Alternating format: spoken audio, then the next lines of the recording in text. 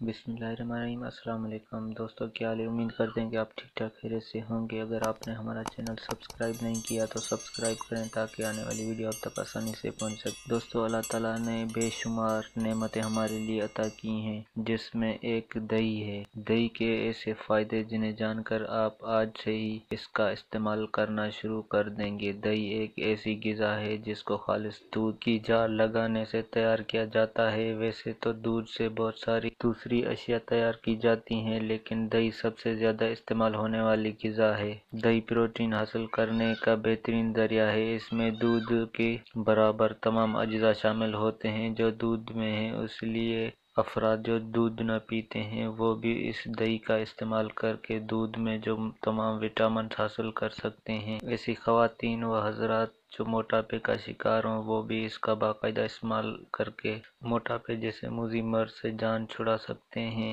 ایک تحقیق کے مطابق دہی موٹاپے کی رفتار کو سست کرتا ہے۔ خاص طور پر ایسی خواتین جو زچگی کے عمل سے گزری ہوں ان کے لیے مفید ہوتا ہے، اور ایسی خواتین جو دہی کا استعمال زیادہ سے زیادہ کرنا چاہتی ہیں۔ طبی فائدے: دہی کا استعمال اگر بالوں پر کیا جائے تو اس سے بالوں کی خشکی و سرخی کا بال سلکی ہو جائیں گے۔ پیٹ کی مختلف بیماریوں میں اس کا استعمال مفید رہتا ہے۔